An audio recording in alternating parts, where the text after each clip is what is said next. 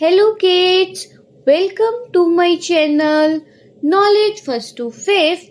If you are first on my channel, so like, share and subscribe. Okay? आज मैं आप सभी को बड़ी ही मजेदार कहानी सुनाऊंगी जो है चींटी और टिड्डे की कहानी। चलो शुरू करते हैं। एक बार की बात है, गर्मी का मौसम था और एक चींटी कड़ी मेहनत से अपने लिए अनाज जुटा रही थी। दरअसल वह सोच रही थी कि धूप तेज हो जाए, इससे पहले क्यों ना अपना काम पूरा कर लिया जाए। चींटी कई दिनों से इस काम में जुटी थी। वह रोजाना खेत से उठाकर दाने अपने बिल में जमा करती थी। वहीं पास में ही एक टिड्डा फुदक रहा था।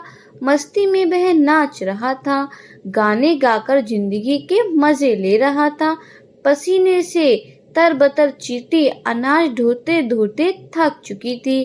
पीठ पर अनाज लेकर बिल की तरफ जा रही थी, तभी टिड्डा फुदक कर उसके सामने आ गया।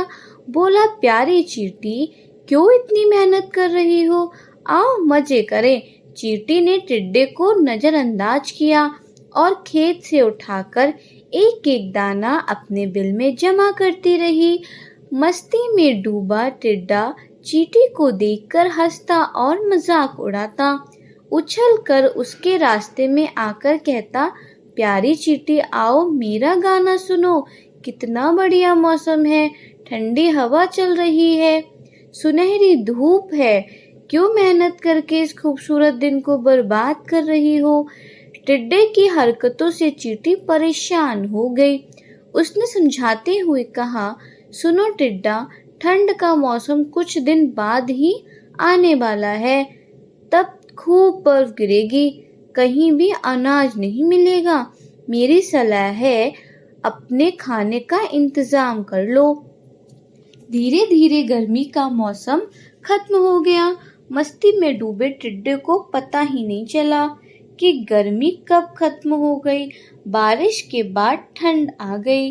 कोहरे और बर्फबारी की वजह से बमुश्किल सूरज के दर्शन हो रहे थे।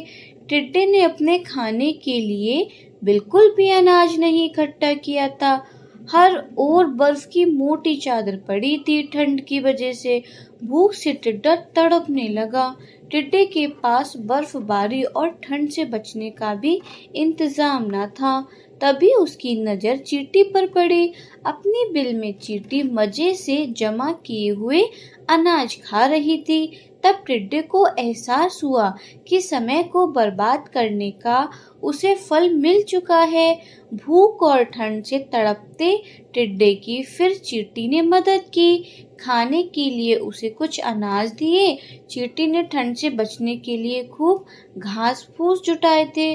उसी से टिड्डे को भी अपना घर बनाने के लिए कहा। तो बच्चों, हमने इस कहानी से क्या सीखा? हमने इस कहानी से ये सीखा, अपने काम को मेहनत और लगन के साथ करना चाहिए। उस वक्त भले ही लोग मजाक उड़ाएं, लेकिन बाद में वे ही तारीफ करेंगे। Okay kids, subscribe the channel. Take care.